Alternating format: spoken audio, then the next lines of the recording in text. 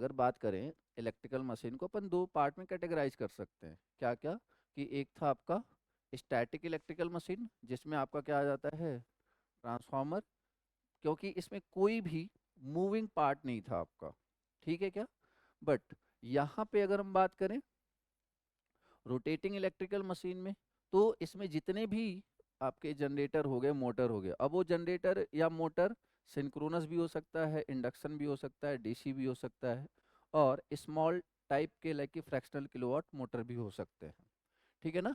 तो कहने का मतलब ये हमने पोर्शन ए वाला कंप्लीट कर लिया है। अब हम इधर चलने वाले हैं।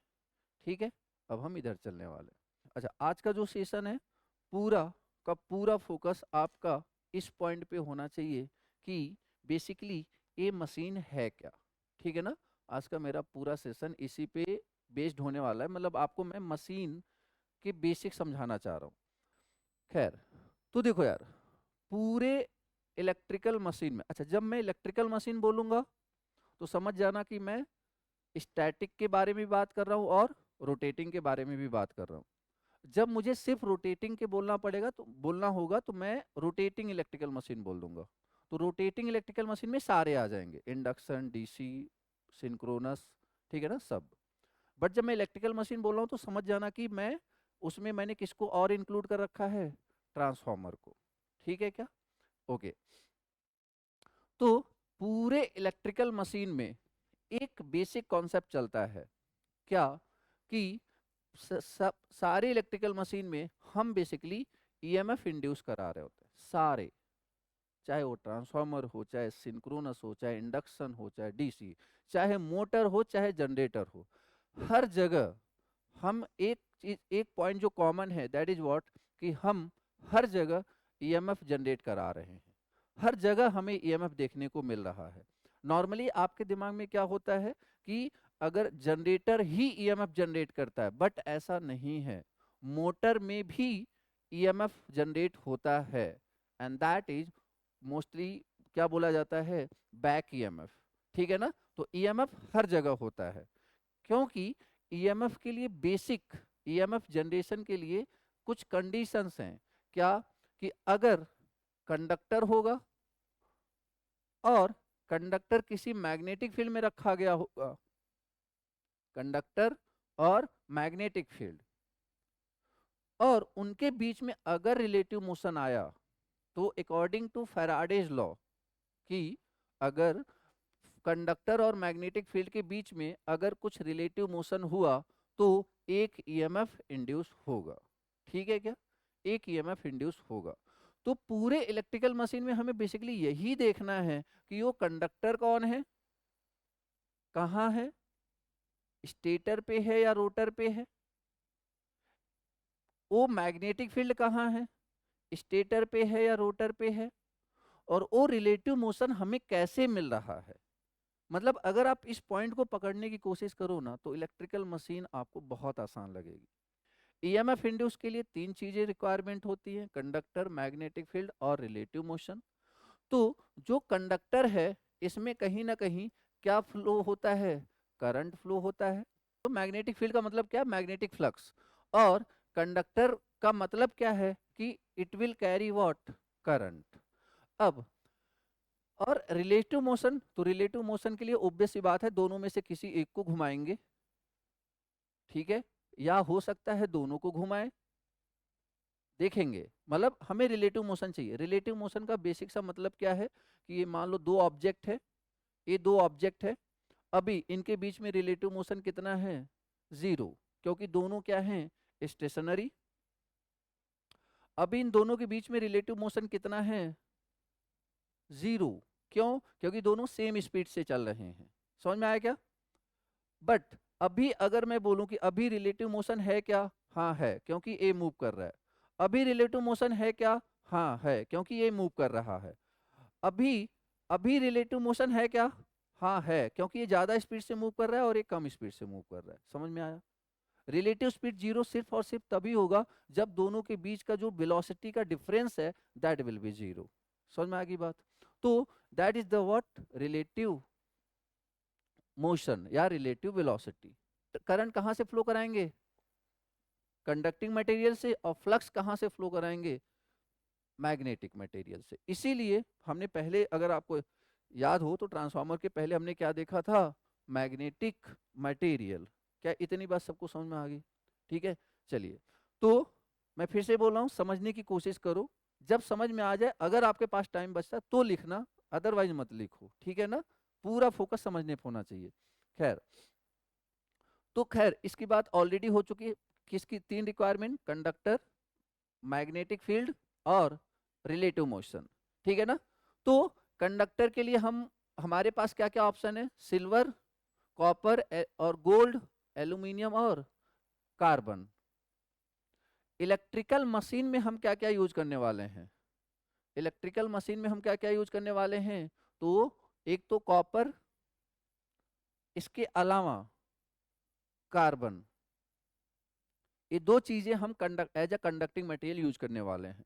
सिल्वर नहीं करेंगे, ठीक है ना? हालांकि ये जो मैंने लिखा है, ये किस ऑर्डर में लिखा है, in the order of conductivity, in the order of conductivity, but इसमें से सबसे ज्यादा कौन सा यूज करेंगे, तो कॉपर और, सॉरी, हाँ, कॉपर और कार्बन कहाँ यूज करते हैं, तो ये यूज किया जाता है ब्रशेज पे। ब्रश, कार्बन जो ब्रशेज बने होते हैं ना, वो कहाँ किसके बने होते हैं, कार्बन के बने होते हैं। क्यों बने होते हैं, ये सारी बातें करेंगे। फिलहाल आप ये समझो कि पूरे इलेक्ट्रिकल मशीन में एज अ कंडक्टर हम सिर्फ दो मटेरियल यहाँ से उठाने वाले हैं, कॉपर एंड कार्बन। और ये कार्बन सिर्फ ब्रशेज पे यूज होता है, तो बहुत मोस्टली क्या यूज करेंगे, कॉपर यूज करेंगे, ठीक है? बट अगर यही ट्रांसमिशन लाइन में आप पावर सिस्टम में जाते, तो वहां पे और क्या आ जाना था, एल्यूमिनियम आ जाना था, ठीक है ना? क्योंकि वहां पे मैकेनिकल स्ट्रेंथ भी चाहिए होता है हमें। क्लियर है क्या?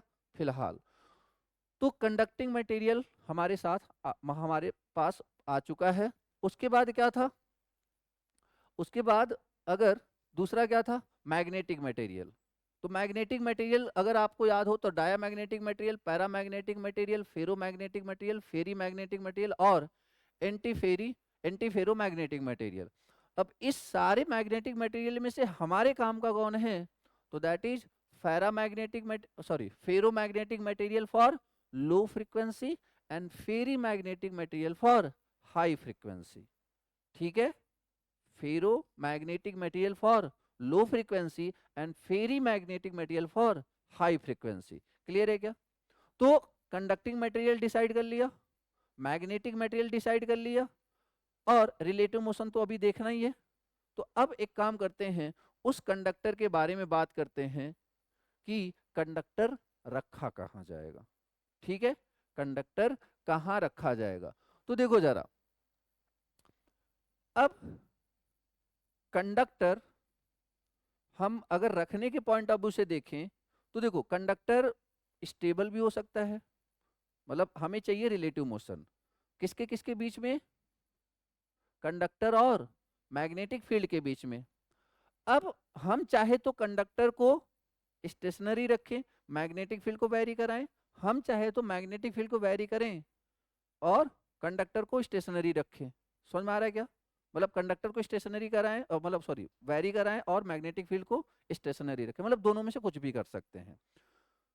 तो कुछ मशीन, मशीन जब बोलूं समझ जाना ट्रांसफार्मर इंक्लूडेड है, कुछ मशीन ऐसे हैं जहां पे हम कंडक्टर को स्टेशनरी रखते हैं, मैग्नेटिक फील्ड को चेंज करते हैं। कुछ मशीन ऐसे हैं जहां पे हम कंडक्टर को रोटेट करते हैं, मैग्नेटिक फील्ड को वेरी कर सॉरी स्टेशनरी रखते हैं। समझ में आ रहा है क्या?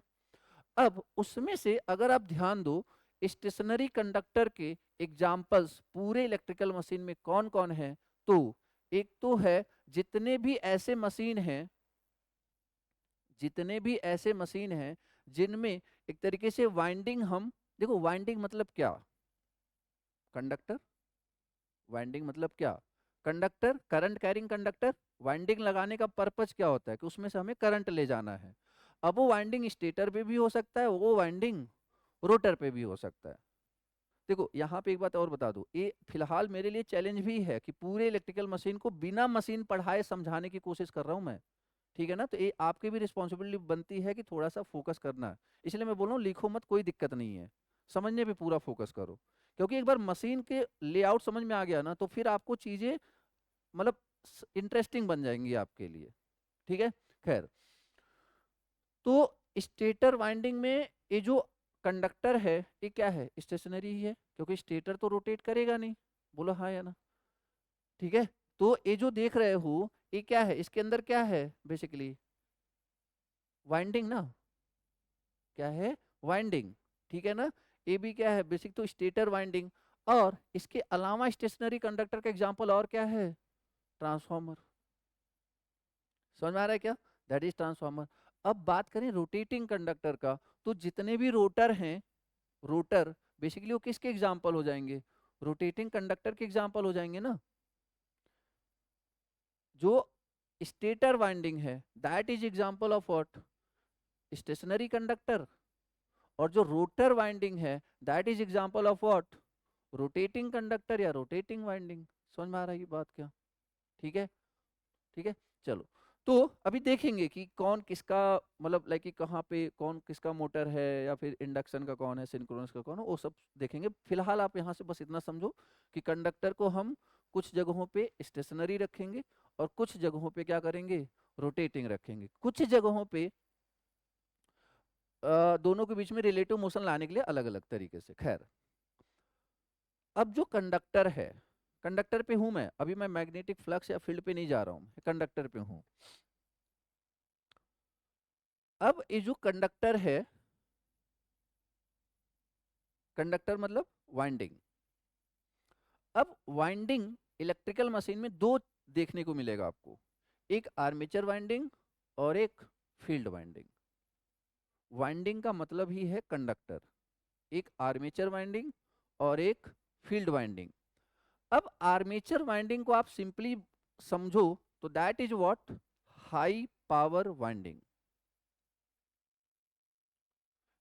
फील्ड वाइंडिंग, एक्चुअली जो फील्ड वाइंडिंग है ना, ये आपकी सेकेंड रिक्वायरमेंट को फुलफिल करने वाला है। What was the second requirement, magnetic flux, magnetic field, conductor, magnetic field और रिलेटिव मोशन। तो मैग्नेटिक फील्ड को प्रोड्यूस करने के लिए हम कौन सी वाइंडिंग यूज करते हैं, फील्ड वाइंडिंग। मैग्नेटिक फील्ड को प्रोड्यूस करने के लिए हम कौन सी वाइंडिंग यूज करते हैं, फील्ड वाइंडिंग। एक मिनट दिखाता हूं, मैं थोड़ा सा फील्ड वाइंडिंग पे बात करता हूँ, मैग्नेटिक फील्ड पे बात करता हूँ। कंडक्टर के बारे में बात हो गई, मैग्नेटिक फील्ड। देखो, मैग्नेटिक फील्ड दो तरीके से प्रोड्यूस करा सकते हो आप। एक तो आप with the help of permanent magnet, जो बचपन में जो आप मैग्नेट लेके खेलते थे, that is what, that is example of what, permanent magnet. तो जब आप मैग्नेट मान लो यहाँ पे रखा हुआ है, इसके आसपास क्या प्रोड्यूस हुआ होगा, मैग्नेटिक फील्ड, मैग्नेटिक फील्ड ना। तो अब वो हमें दिख नहीं रहा है बट है, तो ये है परमानेंट मैग्नेट। तो उसी फील्ड की बात कर रहा हूं मैं। क्या वो जो मैग्नेटिक फील्ड है सिर्फ उसी परमानेंट मैग्नेट से आती है, तो आंसर इज नो। एक लाइन हमें बहुत अच्छे से याद है, current carrying conductor produces magnetic field. तो हम इस लाइन को यूटिलाइज करने वाले हैं, और इस लाइन को यूटिलाइज करके हम कौन सा मैग्नेट बना लेंगे, electromagnet. That is what, permanent magnet, and that is what, electromagnet. अब जैसे देखो, ये आपका परमानेंट मैग्नेट हुआ और ये आपका क्या हो गया, electromagnet. What is electromagnet, current carrying conductor produces what, magnetic field. ठीक है, current carrying conductor produces magnetic field. तो ये जो कंडक्टर है ये अपने आसपास क्या प्रोड्यूस करेगा, मैग्नेटिक फील्ड। ये बेसिकली क्या प्रोड्यूस करेगा, मैग्नेटिक फील्ड। समझ में आ रहा है क्या, ठीक है। तो ये है इलेक्ट्रोमैग्नेट, और परमानेंट मैग्नेट क्या है, this one is what, that is permanent magnet. ठीक है, प्रॉब्लम क्या है, चलो ये तो ये तो एडवांटेज किसका हो गया, इसका ना, किसकी मैग्नेटिक फील्ड मतलब फील्ड स्ट्रेंथ किसकी ज्यादा होती है। यही वजह है कि पीएमएमसी, जो परमानेंट मैग्नेट मूविंग कॉइल होता है ना, उसका जो टॉर्क होता है दैट इज हाईएस्ट।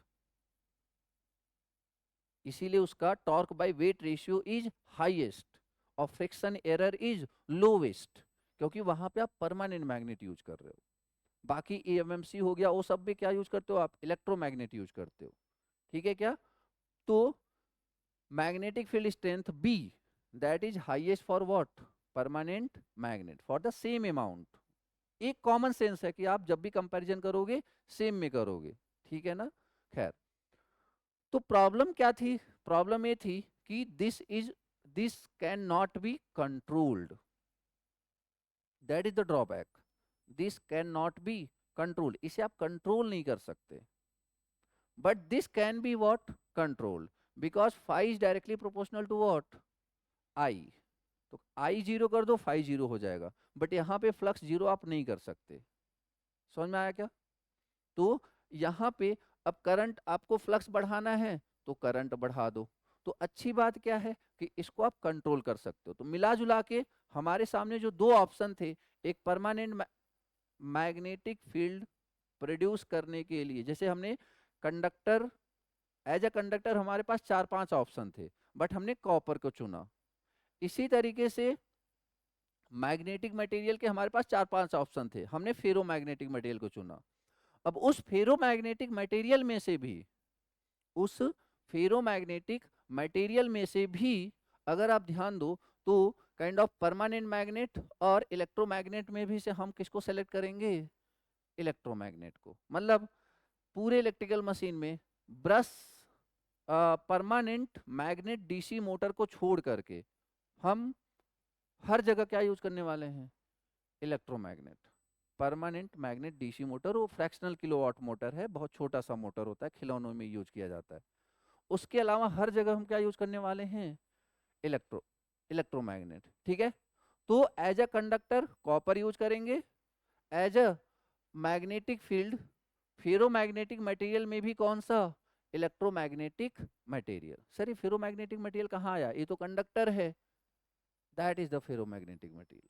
ये जो देख रहे हो ना, ये जो मटेरियल देख रहे हो, that is the ferromagnetic material. आ रही बात समझ में क्या? और ये तो खैर क्या है, वाइंडिंग। वाइंडिंग क्यों? क्योंकि करंट कैरिंग कंडक्टर ही क्या प्रोड्यूस करेगा, मैग्नेटिक फील्ड। समझ में आया क्या? ठीक है, चलिए। तो एज अ मैग्नेटिक फील्ड हमें मिल चुका है इलेक्ट्रोमैग्नेट। सर इसका एग्जांपल आप यहाँ पे देख सकते हो, देखो जरा। ये है बेसिकली डीसी मशीन, ये है डीसी मशीन। अब डीसी मशीन का ये क्या है, ये बेसिकली क्या है आपका, स्टेटर। और स्टेटर पे पता है क्या रखा गया है, इलेक्ट्रोमैग्नेट। ठीक है ना? ये जो देख रहे हो ना, ये क्या है, करंट कैरिंग कंडक्टर। ये अपने आसपास, ये करंट कैरिंग कंडक्टर क्या प्रोड्यूस करेगा, मैग्नेटिक फील्ड। समझ में आया कि नहीं? ठीक है, खैर। तो एज अ कंडक्टर देख लिया, मैग्नेटिक फील्ड देख लिया। मैग्नेटिक फील्ड में भी हम कौन सा यूज करेंगे, तो दैट इज इलेक्ट्रोमैग्नेट। ठीक है? अब इलेक्ट्रोमैग्नेट जो है, इलेक्ट्रोमैग्नेट में बेसिक कॉन्सेप्ट क्या यूज कर रहे हैं कि current carrying conductor produces magnetic field. Okay, अब देखो यहाँ पे, अब दो टाइप के मैग्नेटिक फील्ड, दो टाइप के होते हैं, एक स्टेशनरी मैग्नेटिक फील्ड और rotating magnetic field. Stationary magnetic field और रोटेटिंग तो क्या बोलूं मैं, वेरिएबल मैग्नेटिक फील्ड बोलता हूँ। ठीक है? देखो दो, यहाँ पे मैं दो पर्सपेक्टिव पे बात करने वाला हूँ। एक तो यहाँ पे देखो, एक तो यहाँ पे field winding should be stationary, field winding should be rotating. जैसे डीसी मशीन मैंने जो दिखाया, उसमें फील्ड वाइंडिंग क्या है, स्टेशनरी या रोटेटिंग? इस ये डीसी मशीन का फील्ड वाइंडिंग है, ये क्या है, स्टेशनरी।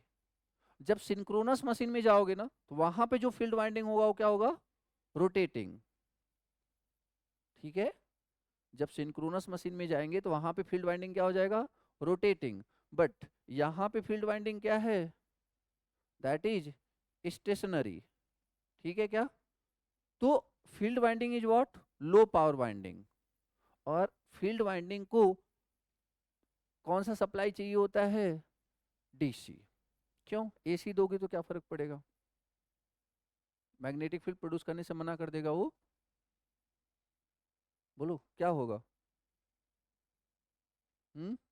देखो, अगर मान लीजिए मैग्नेटिक फील्ड है, मान लो ये आपने करंट प्रोड्यूस करा है, ये आपने सप्लाई दिया डीसी, ठीक है, तो यहाँ पे ऐसे बात करता हूँ, मान लो ऐसे, ध्यान से सुनना, ये मान लो आपने डीसी दिया, डीसी, तो क्या होगा, यहाँ पे नॉर्थ पोल क्रिएट हो जाएगा, यहाँ पे साउथ पोल क्रिएट हो जाएगा, ठीक है।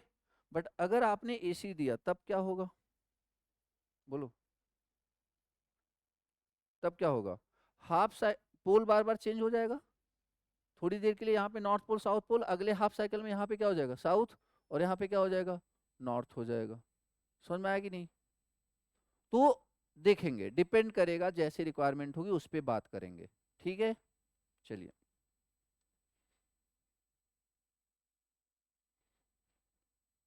अभी चीजें आपको समझ में आने लगेंगी, बस थोड़ा सा पेशेंस रखो। खैर, अगर हम बात करें रिलेटिव मोशन की, तो रिलेटिव मोशन हम कैसे करवा सकते हैं,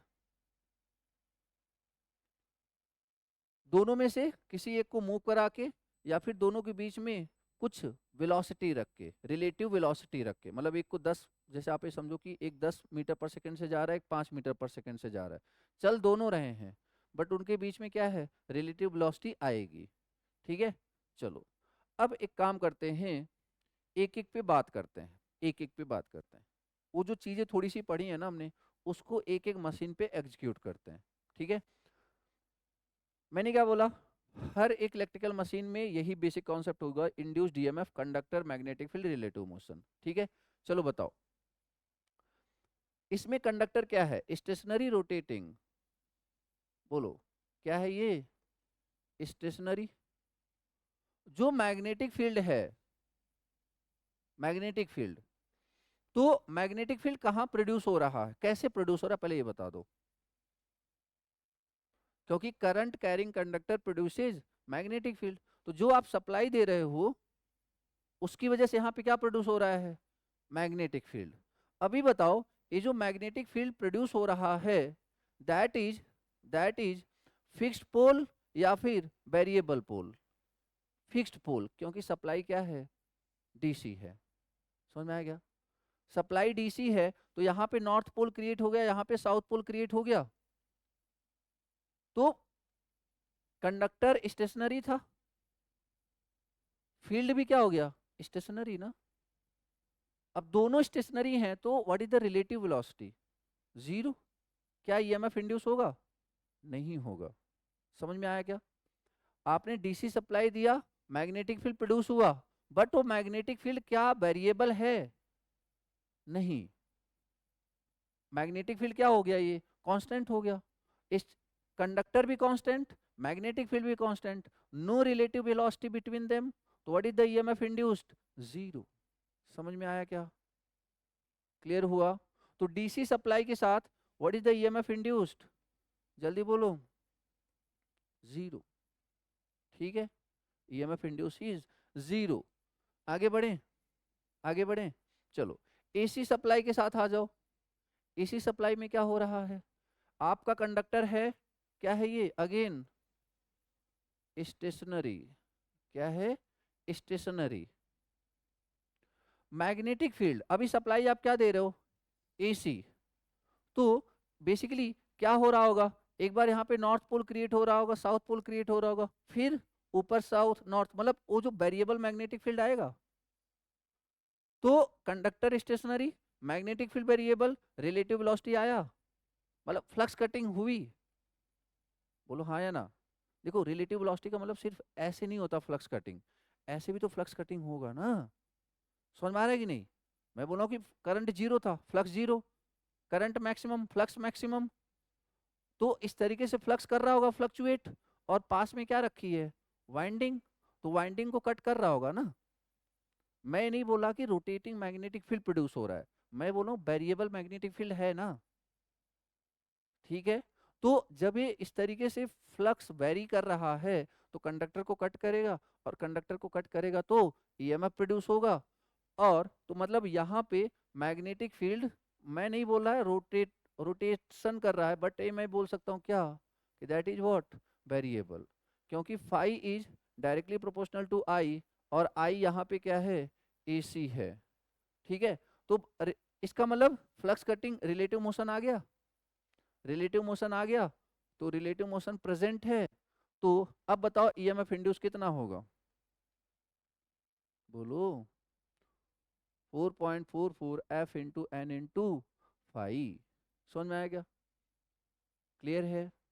ठीक है, तो ये तो ऑलरेडी आपने पढ़ा था।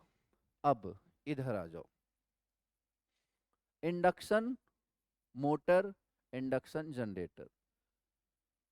जो ट्रांसफार्मर है, ट्रांसफार्मर और इंडक्शन मशीन में ज़्यादा डिफरेंस नहीं है। ट्रांसफार्मर में भी क्या होता है, देखो एक बात समझो, मतलब आप अगर मशीन को समझना चाहते हो ना, यहाँ पे एक बात समझना,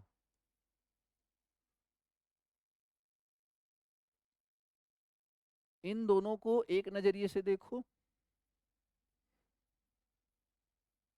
इन दोनों को एक नज़रिए से देखो, चीज़ें आसान हो जाएंगी। समझ में आया? इसके कॉन्सेप्ट काफ़ी सिमिलर हैं और इसके कॉन्सेप्ट काफ़ी सिमिलर हैं।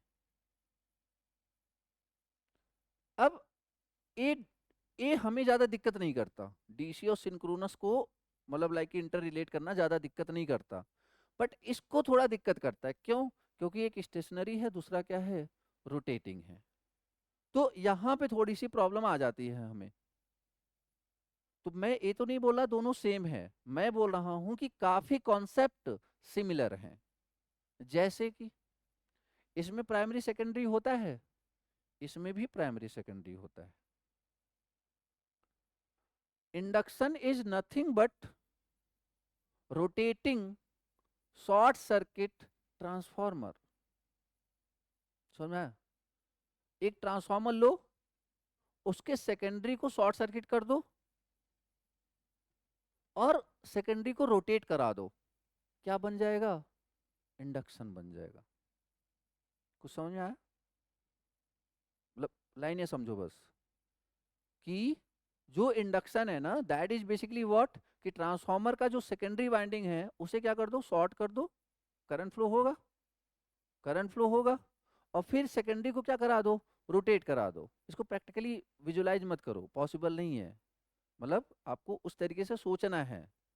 समझ में आ रहा है कि नहीं, कि जो इंडक्शन है दैट इज बेसिकली व्हाट, किस ट्रांसफॉर्मर के सेकेंडरी को शॉर्ट सर्किट करो और उसको क्या करा दो, रोटेट करा दो, क्या बन जाएगा, इंडक्शन बन जाएगा। आगे बात समझ में? क्योंकि इसीलिए मैं ट्रांसफॉर्मर के जस्ट बाद इंडक्शन पढ़ा रहा हूँ, क्योंकि ट्रांसफॉर्मर से चीजें रिलेट करनी है मुझे। ठीक है, खैर।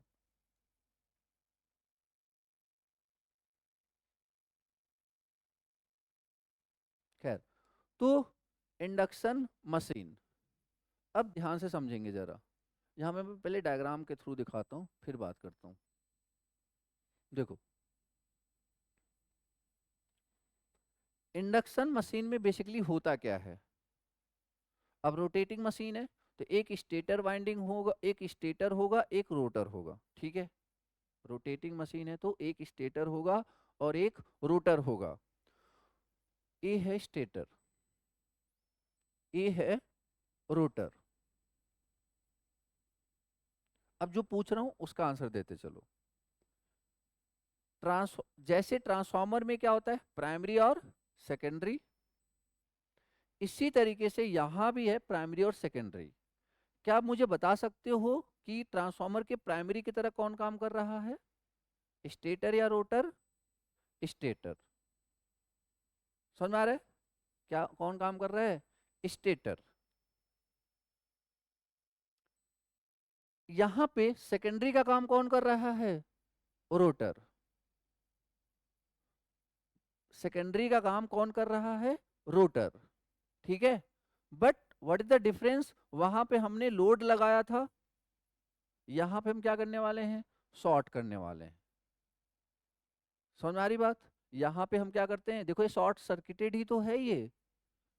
समझ में आ रहा है कि नहीं, ये क्या है, शॉर्ट सर्किटेड है, ये क्या है, बेसिकली शॉर्ट सर्किटेड है। ठीक है, तो ट्रांसफार्मर का जो सेकेंडरी है उसको शॉर्ट कर दिया है और फिर उसको क्या करा रहे हैं, रोटेट करा रहे हैं। अब हो कैसे रहा है ये काम, ट्रांसफार्मर में कैसे हो रहा था, प्राइमरी पे आप सप्लाई दे रहे थे, प्राइमरी वाइंडिंग में करंट जा रहा था, इसमें भी सप्लाई दोगे, इसमें भी करंट जाएगा। उसमें जैसे आपने सप्लाई दिया फ्लक्स क्या हो रहा था, वेरी कर रहा था। इसमें जब आप सप्लाई दोगे ना, हमने वाइंडिंग को इस तरीके से बना के रखा है ना कि it will produce rotating magnetic field. Rotating magnetic field के प्रोड्यूस करने की कुछ कंडीशंस हैं, लाइक व्हाट, कि इस वाइंडिंग को आपको 120 डिग्री पे डिस्प्लेस करना होगा और इसके अंदर बैलेंस सप्लाई देनी पड़ेगी। सब बातें डिस्कस करेंगे जब इंडक्शन स्टार्ट करेंगे। मैं फिर से बोल रहा हूं, अभी आप सिर्फ समझने की कोशिश करो। इंडक्शन मशीन का जो प्राइमरी है that is same as primary of transformer. उसमें आप सप्लाई देते थे तो वेरिएबल मैग्नेटिक फील्ड प्रोड्यूस होता था। इसमें जब आप सप्लाई दोगे और कुछ कंडीशंस को फुलफिल करोगे तो वेरिएबल मैग्नेटिक फील्ड नहीं, रोटेटिंग मैग्नेटिक फील्ड प्रोड्यूस होगा। और वो जो रोटेट करेगा क्या आपको दिखेगा, नहीं दिखेगा। किस स्पीड से रोटेट करेगा, ns स्पीड से रोटेट करेगा, 120 f अपॉन पी। सब डेरिवेशन देखेंगे जब हम कंटिन्यू करेंगे। सप्लाई दिया, उस जो रोटेटिंग मैग्नेटिक फील्ड के लिए जो भी कंडीशंस थी उसको फुलफिल करा हुआ है, तो क्या प्रोड्यूस हो गया होगा, जल्दी बोलो, रोटेटिंग मैग्नेटिक फील्ड प्रोड्यूस हो गया होगा। और अगर रोटेटिंग मैग्नेटिक फील्ड, अब यहाँ पे एक फ्लक्स है जो आपको दिख नहीं रहा, रोटेट कर रहा है, ठीक है, रोटेट कर रहा है। अब ये जो रोटेटिंग मैग्नेटिक फील्ड है, अगर मैं इसके अंदर कंडक्टर डाल दूं तो बताओ क्या होगा, उस कंडक्टर में ईएमएफ इंड्यूस होगा या नहीं होगा, समझ आ रही बात। तो मैंने कुछ क्या किया, ए कंडक्टर उठाया, that is what, slip ring induction motor, and that is what, squirrel cage induction motor, नाम तो सुना होगा, ठीक है।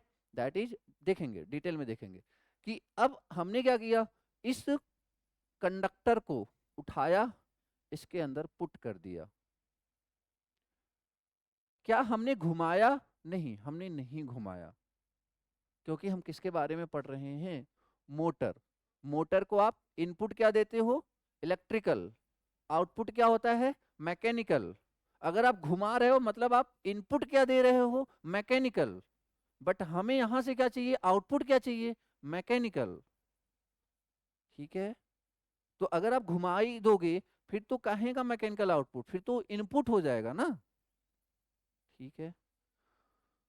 तो हमने सिर्फ इसको यहां पे रख दिया, और जब रखा तो यहां पे क्या प्रोड्यूस हो रखा था, रोटेटिंग मैग्नेटिक फील्ड। अब वो रोटेटिंग मैग्नेटिक फील्ड इस कंडक्टर को कट करेगा, इसके अंदर जो रोटेटिंग मैग्नेटिक फील्ड था इस कंडक्टर को कट करेगा, और जब कंडक्टर को कट करेगा तो एक ईएमएफ इंड्यूस होगा। क्यों, क्योंकि दोनों के बीच में क्या आ गया है, रिलेटिव मोशन। कैसे पता, क्योंकि ये जो फील्ड था स्टेटर वाइंडिंग के बीच में नहीं बोल रहा हूं मैं, स्टेटर फील्ड के बीच में बोल रहा हूं। स्टेटर फील्ड किस स्पीड से रोटेट कर रहा है, ns। आपका रोटर जब आपने रखा तो कितनी स्पीड थी, 0। जब आपने रखा तो कितनी थी, 0। समझ में आ रहा है क्या। तो what is the relative velocity, ns minus 0, तो मैक्सिमम रिलेटिव वेलोसिटी, तो मैक्सिमम इंड्यूस्ड ईएमएफ। बट जब इसको आप रखोगे तो ईएमएफ इंड्यूस होगा। अब अगर इसके अंदर ईएमएफ इंड्यूस हुआ तो करंट प्रोड्यूस होगा, और current carrying conductor produces magnetic field.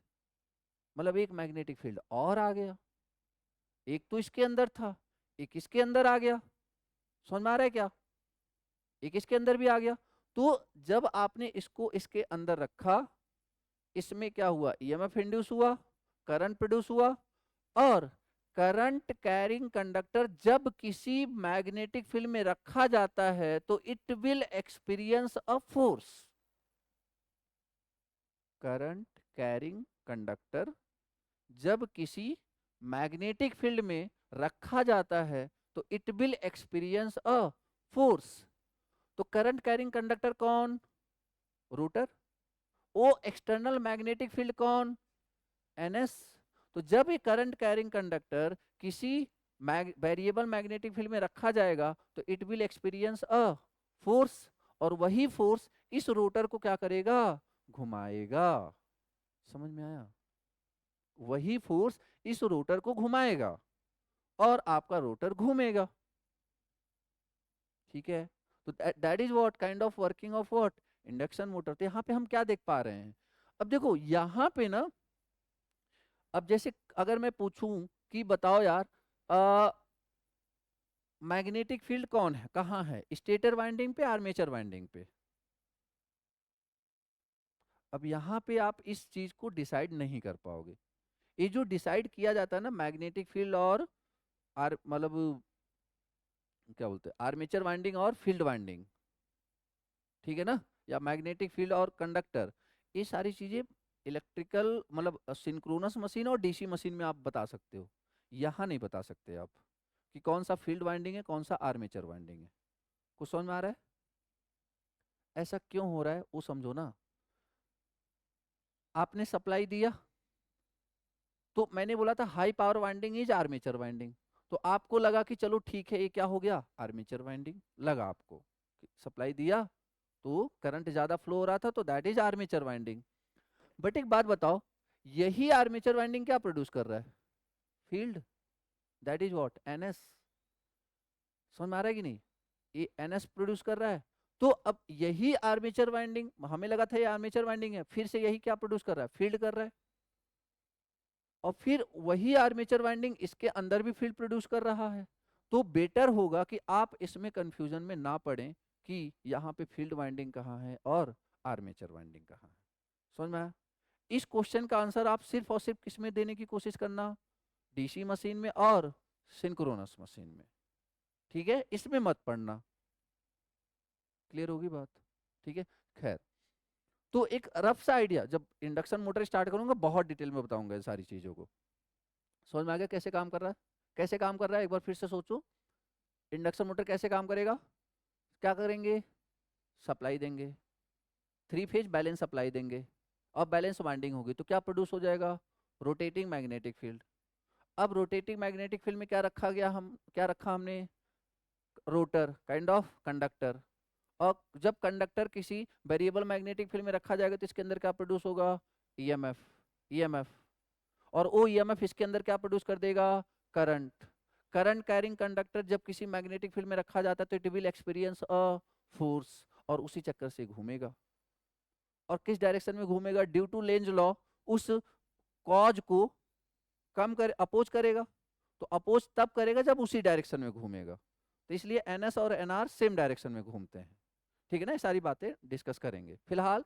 That is the working of what induction motor. मेरी कोशिश क्या है, आज मैं एक रफ सा आइडिया सारे मशीन के बारे में दे दूं। ठीक है, चलो आगे देखते हैं। Induction generator. What is induction generator? देखो, इंडक्शन जनरेटर की सबसे पहली बात तो ये बहुत ही रेयर यूज किया जाता है। बहुत ही रेयर यूज किया जाता है। क्यों रेयर यूज किया जाता है? क्योंकि बीइंग एन इंडक्ट जनरेटर, आप इससे उम्मीद क्या कर रहे थे? आप उम्मीद क्या कर रहे थे? कि ये आपको इलेक्ट्रिकल पावर दे ना। यही उम्मीद कर रहे थे, जनरेटर है तो इलेक्ट्रिकल पावर दे, मैं इसे क्या दूं? मैकेनिकल इनपुट, और ये हमें इलेक्ट्रिकल पावर दे। बट इसके साथ प्रॉब्लम क्या है कि ये बोल रहा है कि आप मुझे पहले मतलब इस इंडक्शन जन, चलो मान लो, अब जैसे देखो समझो जरा, मैंने इसमें क्या किया, इसके रोटर को घुमा दिया, रोटर को घुमा दिया। ठीक है, आप सोच के देखो, अगर रोटर को घुमा दिया तो यहाँ पे कुछ होने वाला है? क्यों? क्योंकि रोटर को आप घुमाओगे तो फ्लक्स प्रोड्यूस हुआ क्या? पिछली बार फ्लक्स रोटेटिंग मैग्नेटिक फील्ड क्यों प्रोड्यूस हुआ था? क्योंकि सप्लाई दिया था। इस बार तो सप्लाई दे नहीं रहे हो, आप तो सिर्फ मैकेनिकली क्या कर रहे हो, घुमा रहे हो ना। जनरेटर में, तो सप्लाई तो दे ही नहीं रहे हो। तो अब ऐसे सिचुएशन में मैग्नेटिक फील्ड कट करेगा नहीं। तो इसका मतलब ये बोल रहा है कि मैं इलेक्ट्रिकल पावर तब दूंगा जब तुम मुझे क्या दोगे, पहले मेरे अंदर क्या प्रोड्यूस करो, रोटेटिंग मैग्नेटिक फील्ड। अब उस रोटेटिंग मैग्नेटिक फील्ड को क्रिएट करने के लिए आपको पता है 3 फेज एसी सप्लाई देना पड़ेगा। Induction generator needs reactive power to supply active power. समझ में आया? ठीक है ना? मतलब it needs what kind of reactive power to supply what active power. ठीक है। तो अब ऐसे सिचुएशन में तो यार हम क्यों, अब चलो एक मान लो एक मोमेंट के लिए कि चलो ठीक है हम ये भी मान लेते हैं, दे देंगे हम, कोई दिक्कत नहीं है। बट सेकेंड प्रॉब्लम पता है क्या थी, इसका जो फ्रीक्वेंसी होता है ना that is variable, that is not constant. और फ्रीक्वेंसी शुड बी कांस्टेंट, जो जनरेटेड फ्रीक्वेंसी होनी चाहिए ना दैट मस्ट बी कांस्टेंट।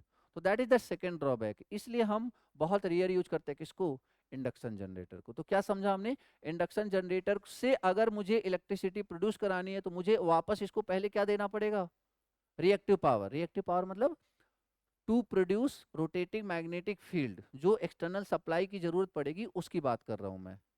ठीक है, इसलिए हम नहीं यूज करते हैं। दूसरा ना यूज करने की वजह क्या है, जो फ्रीक्वेंसी है दैट इज नॉट कांस्टेंट। ठीक है, तो दैट इज, अच्छा काम वही करेगा जैसे वो काम कर रहा था ना मोटर, वैसे ही जनरेटर भी काम करेगा, बस उल्टा हो जाएगा। डन। चलिए, ये हो गया इंडक्शन के बारे में। तो यहाँ पे मैं फिर से बोल रहा हूँ आर्मेचर वाइंडिंग फील्ड वाइंडिंग ढूंढने की कोशिश मत करना। अब इधर करो आप, कोई दिक्कत नहीं है, ध्यान से देखो। अब कंडक्टर मतलब देखो, कंडक्टर कहने को तो फील्ड वाइंडिंग भी क्या है, कंडक्टर ही है। बट यहाँ पे कंडक्टर से मेरा आर्मेचर वाइंडिंग से मतलब होगा। ठीक है, अब बताओ आर्मेचर वाइंडिंग कहाँ पे है, स्टेटर पे या रोटर पे? कहाँ पे है, रोटर पे है। डीसी मशीन में आर्मेचर वाइंडिंग कहाँ पे है, रोटर में है। डीसी जनरेटर है, ठीक है, ओके। और जो फील्ड वाइंडिंग है कहाँ पे है, स्टेटर पे है। फील्ड वाइंडिंग कहाँ पे है, स्टेटर पे है। अब देखो मान लो डीसी जनरेटर है, तो आप इसको सप्लाई, आप मैकेनिकल इनपुट दोगे, बोलो, इसको घुमाओगे ना, इसको घुमाओगे। और ये जो मैग्नेटिक फील्ड है इसको आपने सप्लाई दे दिया। मैग्नेटिक फील्ड मतलब व्हाट, इलेक्ट्रोमैग्नेट। मैग्नेटिक फील्ड मतलब इलेक्ट्रोमैग्नेट, नॉट परमानेंट मैग्नेट। पहली बात हो गई हमारी। तो अब जब जैसे ही आपने इसको सप्लाई दे दिया, अब कहोगे सर ये तो इसको जनरेट करना, इसको हम सप्लाई क्यों दे रहे हैं, क्योंकि it needs very small amount of power. मतलब अगर 100 एम्पियर वो प्रोड्यूस करेगा तो आपसे सिर्फ 1 या 2 एम्पियर लेगा मैग्नेटिक फील्ड प्रोड्यूस करने के, उतना तो दे ही सकते हैं ना। समझ में आ रहा है कि नहीं? तो मैग्नेटिक फील्ड के लिए आपको एक्सटर्नली सप्लाई देना पड़ा। अब वो, अगर आपने, अब दो पॉसिबिलिटी है, या तो आप अलग से दो supply, that is separately excited DC machine, या तो हमें पता है कि थोड़ी देर बाद इसमें से क्या हो जाएगा, जनरेट हो जाएगा, और इसी का कुछ पोर्शन उठा के वापस दे दो, that is self excited DC machine. समझ में आ रहा है? सेल्फ एक्साइटेड में सीरीज आ जाता है, संट आ जाता है, कंपाउंडेड आ जाता है, वो सारी बातें करेंगे। फिलहाल आप ये समझो कि काम कैसे कर रहा है। ये क्या है, फील्ड वाइंडिंग, इस पे आपने सप्लाई दिया। अब वो सप्लाई इसका भी दे सकते हो, अलग से भी दे सकते हो। क्या प्रोड्यूस हुआ होगा, फील्ड। अब बताओ फील्ड स्टेशनरी है या रोटेटिंग है, स्टेशनरी है, क्योंकि डीसी सप्लाई दिया है आपने। ठीक है, मतलब यहाँ पे क्या प्रोड्यूस हुआ, नॉर्थ। और याद रखना ऐसे मत लिखना, जब भी लिखोगे ना अल्टरनेटिव पोल जो होने चाहिए दैट मस्ट बी डिफर। समझ में आया? ये नहीं कि नॉर्थ लिख दिया साउथ लिख दिया, आप समझ नहीं आ रहा है यहाँ नॉर्थ लिखे या साउथ लिखे। समझ में आ रहा है? जैसे मान लो जल्दी जल्दी में क्या करते हैं, यहाँ पे नॉर्थ लिख देते हैं, यहाँ पे साउथ लिख देते हैं। अब बताओ यहाँ पे क्या लिखूं मैं, साउथ लिख दूं? समझ में आया? तो ये गलती मत करना, दो होंगे तो कोई दिक्कत नहीं आएगी, बट जब चार हो जाएंगे ना तब ये गलती मत कर देना, क्योंकि अगर दो यहाँ कर दिया फिर यहाँ गलती हो जाएगा। तो इसलिए हमेशा याद रखना, जब 4 होंगे तो alternative pole must be differ ना, तो नॉर्थ साउथ इस तरीके से करोगे। छोटी छोटी बातें हैं बट वहीं पे कंफ्यूजन स्टार्ट हो जाती है। ठीक है, खैर। तो यहाँ पे देखो ये क्या प्रोड्यूस हो गया, north pole south pole, north pole south pole, north pole south pole. That is what, magnetic field या फिर इलेक्ट्रोमैग्नेट। 3 चीजें चाहिए थी, क्या क्या, conductor, magnetic field, relative motion. इसके थ्रू आपने क्या दिया, बोलो, मैग्नेटिक फील्ड दिया। दूसरी चीज क्या चाहिए, कंडक्टर। अब कंडक्टर कहाँ पे है, आर्मेचर वाइंडिंग में है। कंडक्टर कहाँ पे है, आर्मेचर वाइंडिंग में है। और आर्मेचर वाइंडिंग आपने कहाँ रखा है, रोटर पे। क्यों रखा है, बात वहां पे करेंगे, ठीक है ना। आर्मेचर वाइंडिंग कहाँ पे रखा है, रोटर पे। अब क्या होगा, अब बताओ क्या होगा। ये क्या है, ये डीसी जनरेटर। आप इनपुट क्या देने वाले हो, मैकेनिकल। किसको घुमाओगे आप, स्टेटर तो घूमेगा नहीं। जब भी घुमाओगे किसको घुमाओगे, रोटर को घुमाओगे। अब रोटर के अंदर क्या है, कंडक्टर। कंडक्टर आप घुमाओगे तो किसको कट करेगा ये, मैग्नेटिक फील्ड को, क्योंकि मैग्नेटिक फील्ड ये है ना, कट करेगा।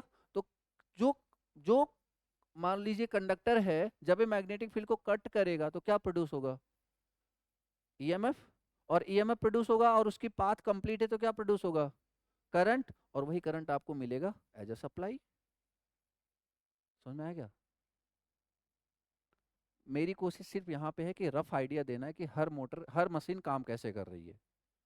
आ रही बात समझ में, क्या क्या क्या कहा हमने, फील्ड दिया, अब फील्ड प्रोड्यूस हुआ, that is variable stationary. Stationary, north pole ये फिक्स रहेगा ना, ठीक है। उसके बाद आपने क्या किया, रोटर को मैकेनिकल इनपुट दिया, रोटर घुमाया, कंडक्टर घुमाया, फिर इसने इस फील्ड को क्या किया होगा, कट किया होगा, ईएमएफ प्रोड्यूस होगा। ईएमएफ प्रोड्यूस होगा तो करंट प्रोड्यूस होगा। ये सब कहाँ हो रहा है, कहाँ हो रहा है, रोटर पे ना। ईएमएफ प्रोड्यूस होना, करंट प्रोड्यूस होना है, कहाँ हो रहा है, रोटर पे। अब अंदर जो ईएमएफ प्रोड्यूस हो रहा है, याद रखना जो ईएमएफ अंदर प्रोड्यूस हो रहा है दैट इज एसी, ठीक है। जब उसको बाहर ला के डीसी बनाना होता है ना, तो बेसिकली हम यूज करते हैं कम्यूटेटर एंड ब्रशेज, ठीक है, कम्यूटेटर एंड ब्रशेज। तो बेसिकली इस तरीके से अपन देखेंगे वहां पे। फिलहाल ये समझो अंदर जो करंट प्रोड्यूस हुआ उसी को हम एज अ आउटपुट ले रहे हैं। तो हमारा काम हो गया, इनपुट दिया था मैकेनिकल, आउटपुट मिल गया electrical. That is the working of what, DC generator. Clear है, आगे बढ़ते हैं, मोटर पे आ जाओ। अब मोटर पे अगर आप ध्यान दो, ध्यान से समझो, सप्लाई दे दिया, मैग्नेटिक फील्ड अभी भी है, मैग्नेटिक फील्ड अभी भी है, दे सकते हैं, क्या दिक्कत है, दे दिया। अब डीसी मोटर में आप इनपुट क्या दोगे, जल्दी बोलो, what is input, supply. Supply दोगे और सप्लाई क्या होगा, डीसी होगा। सप्लाई आप क्या दोगे, डीसी दोगे। मान लो आपने यहाँ पे सप्लाई दे दिया, कहाँ पे दिया, इस आर्मेचर वाइंडिंग पे या फील्ड वाइंडिंग पे, आर्मेचर वाइंडिंग पे। फील्ड वाइंडिंग पे दे रखा है, उसकी बात छोड़ दो। अब current carrying conductor when placed in a magnetic field it will experience a force। ये लाइन याद हो जानी चाहिए। करंट कैरिंग कंडक्टर कौन, armature winding, when placed in a magnetic field, magnetic field was produced by stator winding। तो current carrying conductor placed in a magnetic field it will experience a force। और उस force की वजह से क्या करेगा, वो घूमेगा। तो घूमेगा और आपको मैकेनिकल आउटपुट मिलेगा। तो यही का एक किसका वर्किंग हो गया, डीसी मोटर का। इंडक्शन मोटर का समझ में आ गया, इंडक्शन जनरेटर का समझ में आ गया, डीसी जनरेटर का समझ में आ गया, डीसी मोटर का समझ में आ गया। क्लियर है क्या। चलिए नेक्स्ट चलते हैं किस पे, सिंक्रोनस मशीन पे। अब उल्टा कर दो, आर्मेचर वाइंडिंग को रख दो स्टेटर पे, फील्ड वाइंडिंग को रख लो रोटर पे, फील्ड वाइंडिंग को रख लो रोटर पे। मतलब आप ये समझो कि आर्मेचर वाइंडिंग, कंडक्टर मतलब आर्मेचर वाइंडिंग कहाँ पे है, ये स्टेटर पे। फील्ड वाइंडिंग कहाँ पे है, ये रोटर पे। स्टेटर में आप कैसी सप्लाई दोगे, आप प्रोड्यूस होगी एसी। और मैग्नेटिक फील्ड को कैसी सप्लाई दोगे आप, डीसी। इसीलिए इसको पता है क्या बोलते हैं, doubly excited. DC machine and synchronous machine, इनको क्या बोलते हैं, डबली एक्साइटेड। ठीक है क्या, दैट इज डबली एक्साइटेड।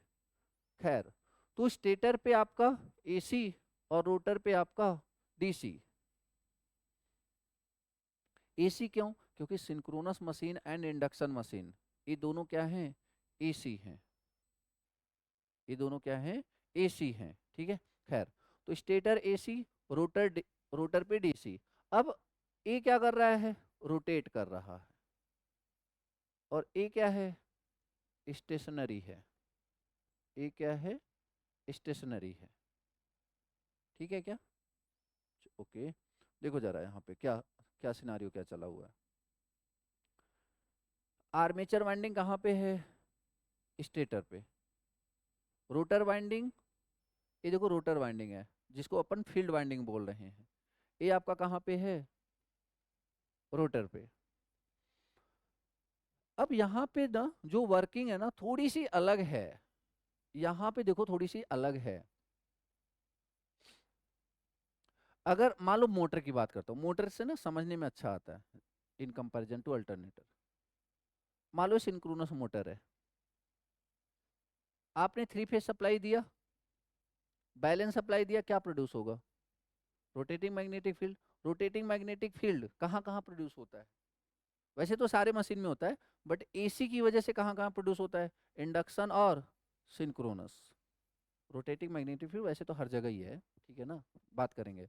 खैर, तो स्टेटर यहाँ पे रोटेटिंग मैग्नेटिक फील्ड आ चुका होगा, that is what, rotating magnetic field. खैर, तो जैसे आप सप्लाई दोगे क्या प्रोड्यूस होगा, रोटेटिंग मैग्नेटिक फील्ड। और यहाँ पे क्या होगा, ये लाइक कि मान लो यहाँ पे क्रिएट हो गया साउथ पोल और यहाँ पे क्रिएट हो गया नॉर्थ पोल। अब ओबियस बात है, ये तो घूमता रहेगा ना, ये तो घूमता रहेगा। मान लो अगर किसी को नहीं सर यहाँ पे नॉर्थ हो सकता था, साउथ, हाँ हो सकता था, थोड़ी देर बाद फिर आ जाना था ना यहाँ पे। तो अब देखो सिंक्रोनस मोटर का क्या सीन है ना, इसमें थोड़ा सा सिनारियो अलग हो जाता है। इस साउथ पोल और ये नॉर्थ पोल, जैसे इंडक्शन मशीन में क्या होता है कि वहां पे एक एनएसए घूम रहा होता है और एनआर उसके पीछे पीछे जा रहा होता है। ठीक है, एनआर उसके पीछे पीछे जा रहा होता है। और जैसे आप ये समझो कि मान लो आप बाइक से जा रहे हो, ठीक है, बाइक से जा रहे हो, तो अब बाइक में मान लो पेट्रोल खत्म हो गया, ठीक है। अब मान लो कोई उधर से आ रहा है, मान लो चलो कुछ एक समझो कि फोर व्हीलर कोई है, ठीक है ना, तो आप उसकी हेल्प से आगे जा सको, इसके दो तरीके हैं। क्या क्या, गेस करो क्या क्या है, बोलो, प्रैक्टिकल क्वेश्चन है उसमें क्या बोल। दो तरीके से आप उसके साथ जा सकते हो। पहला तरीका, हाँ, बाइक भी ले जानी है, आपको खुद अकेले नहीं जाना है। एक तो टोचन करके ले जा सकते हो, दूसरा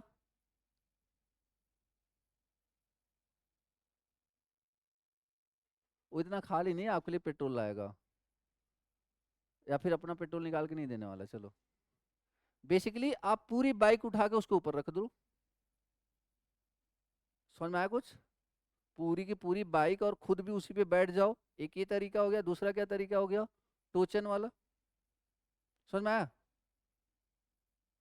अब बताओ, आपकी स्पीड वेरिएबल किस में होगी, टोचन में या फिर जब आप बैठ गए उस पे,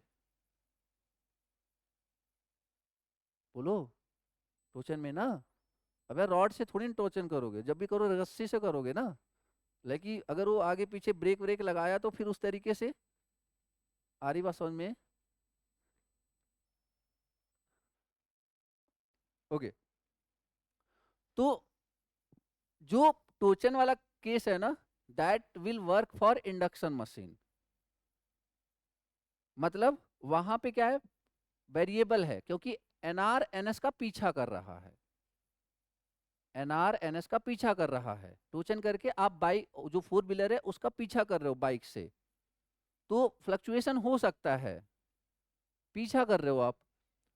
जो सिंक्रोनस मशीन है ना, एनआर और एनएस के बीच में मैग्नेटिक लॉकिंग हो जाती है। लॉकिंग मतलब आप उसी पे बैठ गए ना, फिर कोई वेरिएशन, कोई फ्लक्चुएशन का कोई सवाल ही नहीं उठता फिर। समझ में आ रहा है कुछ? तो मतलब यहाँ पे एनआर एनएस का पीछा नहीं करेगा। मतलब देखो, एक तो आप ऐसे समझो कि ए तो घूम ही रहा है, ए एनएस स्पीड से क्या हो रहा है, घूम रहा है, इसमें तो कोई डाउट नहीं है। थ्री फेज सप्लाई दोगे तो रोटेटिंग मैग्नेटिक फील्ड क्रिएट होगा। अब बात यहाँ पे सिर्फ किसकी है, रोटर की। अगर ये इंडक्शन मशीन होता तो वहां पे क्या हुआ था कि रोटेटिंग मैग्नेटिक फील्ड, उसके बाद ये जो कंडक्टर को आपने रखा, तो फिर क्या हुआ था, इसके अंदर ईएमएफ इंड्यूस हुआ था। ईएमएफ इंड्यूस हुआ था तो इसकी tendency due to Lenz law कि उस कॉज का अपोज करना है जिससे ये प्रोड्यूस हो रहा है, तो इस अपोज करने के चक्कर में उसी डायरेक्शन में घूमेगा जिधर एनएस घूम रहा है। समझ में आ रहा है कि उसको अचीव करने की कोशिश करेगा, एनआर की कोशिश रहेगी एनएस तक पहुंचने की। ठीक है क्या? बट सिंक्रोनस मशीन में क्या होता है, सिंक्रोनस मशीन में एक्चुअली यहां पे आपने पहली बात तो शॉर्ट सर्किट नहीं करा है जैसे कि इंडक्शन मशीन में किया था। यहां पे हमने एक्सटर्नली सप्लाई दे रखी है। ठीक है, तो एक्सटर्नली सप्लाई दे रखी तो इसका नॉर्थ पोल साउथ पोल अलग क्रिएट होगा, इससे कोई लेना देना नहीं होगा। ठीक है क्या? समझ में आ रही बात? वहां पे क्या हो रहा था, प्राइमरी और सेकेंडरी की तरह काम कर रहे थे, ईएमएफ इंड्यूस हो रहा था। यहाँ पे ऐसा नहीं है, यहाँ पे इसका मैग्नेटिक फील्ड अलग है, इसका मैग्नेटिक फील्ड अलग है। अब इस मैग्नेटिक फील्ड को आप क्या करा रहे हो, आपने क्या किया, सप्लाई दिया, north pole south pole create हो गया। अब ये नॉर्थ पोल इसके साउथ पोल से पता है क्या कर लेगा, लॉकिंग कर लेगा। क्या कर लेगा, लॉकिंग कर लेगा। अब एक बार लॉकिंग कर लिया तो एक बात बताओ, क्या इसको एफर्ट देने की जरूरत है? समझ में आ रहा है कि नहीं? अब यार जब उसने बैठा लिया, आपकी पूरी बाइक को रख ली, तो अब तुम बाइक को थोड़ी ना चलाओगे आप। समझ में आ रहा है कि नहीं? तो अब यहाँ पे एफर्ट देने की जरूरत नहीं। अब ये तो घूम ही रहा था, एनएस तो घूम ही रहा था, साथ साथ कौन घूमेगा, एनआर घूमेगा। तो इंडक्शन मशीन और सिंक्रोनस मशीन में डिफरेंस समझ में आ रहा है? इंडक्शन मशीन में एनआर एनएस का पीछा करता है बट पहुंच नहीं पाता कभी, क्योंकि जैसे ही पहुंचेगा ना, वो जो फोर्स उसको ला रही थी सामने ना, वही जीरो हो जाएगी, तो फिर से पीछे चला जाता है, तो इस वजह से कभी भी पहुंच नहीं पाता, बस वो मतलब एक तरीके से पीछे पीछे चलता रहता है। समझ में आ रहा है कि नहीं? तो एन एस एन आर दोनों के बीच में जो रिलेट, मतलब N S minus N R is not equal to zero, but यहाँ पे N S minus N R is equal to zero, क्योंकि एन जिस स्पीड से एन एस चल रहा है उसी स्पीड से एन आर चल रहा है ना।